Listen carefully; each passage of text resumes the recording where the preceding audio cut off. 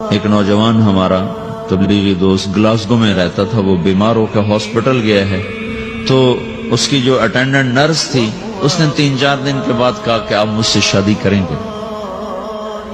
اس نے کہا میں مسلمان ہوں، تم کرسچن ہو؟ کہا میں مسلمان ہو جاؤں، اگر آپ شادی کر دو تو میں مسلمان ہوں۔ اس نے کہا تم کس وجہ سے مجھے یہ پیشکش کر دو؟ وہ کہنے کہ میں 3 دن سے تمہیں دیکھ رہی ہوں تو کہ تم نے ایک دفعہ بھی نظر اٹھا کے مجھے نہیں دیکھا، میں نرس ہوں، میری زندگی یہاں گزری ہے، میں نے کوئی نوجوان ایسا نہیں دیکھا جو لڑکی کو دیکھ کے نظر جھکا لیتا ہو، میں پہلی دفعہ اپنی زندگی میں کسی کو دیکھ رہی ہوں کہ جب اس کے سامنے میں آتی ہوں تو اس کی نظر جھک جاتی ہے، تو مجھے یقین ہو گیا تیرے اندر سچائی ہے۔ وہ مسلمان ہو گئے، اس نے آگے کتنی بچیوں کو مسلمان کیا۔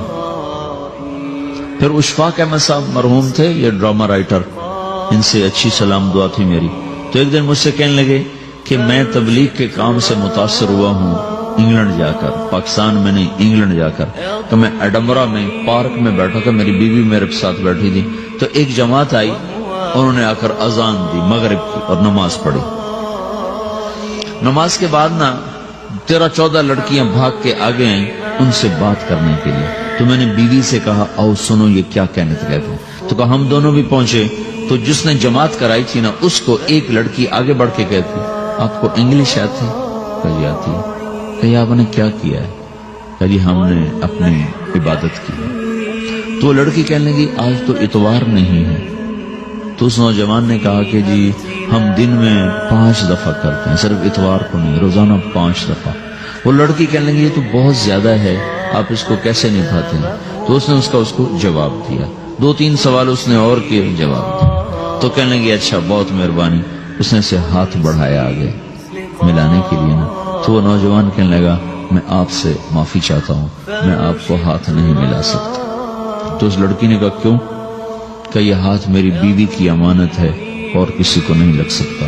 تو لڑکی کھڑی تھی، وہ زمین پہ گر گئی، صرف اس بہت وہ زمین پہ گر گئی، کھڑے کھڑے وہ زمین پہ گر گئی اور وہ بچوں کی طرح رونے لگی پھوٹ پھوٹ کے، اور کہنے لگی وہ لڑکی کتنی خوش قسمت ہے جس کے تم خامد، کاش یورپ کے مرد بھی ایسے ہی ہوتے۔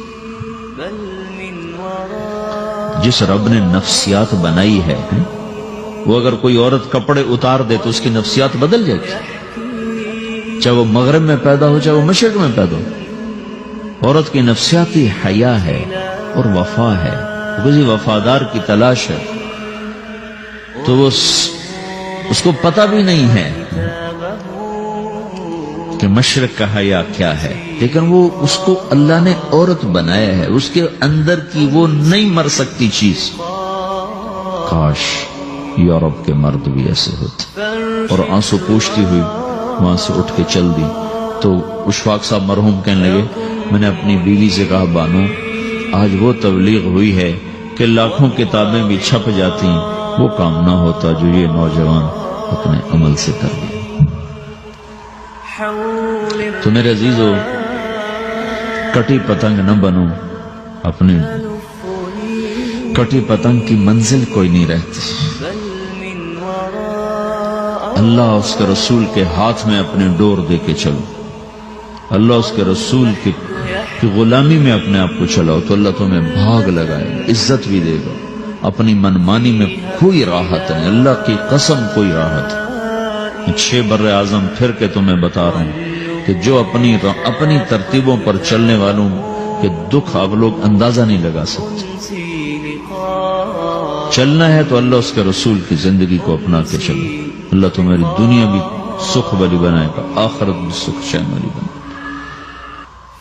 لیکن یہ سیکھنا پڑے گا، سیکھنا پڑے گا۔ تبلیغ اس کو سیکھنے کی محنت ہے اور اس کو آگے پہنچانے کی محنت ہے۔ تو یہ عمر ہے، اس وقت ساری دنیا اسلام کے لیے تیار ہے، چونکہ نظریاتی طور پر دنیا شکست کھا چکی، کسی کے پاس کچھ نہیں۔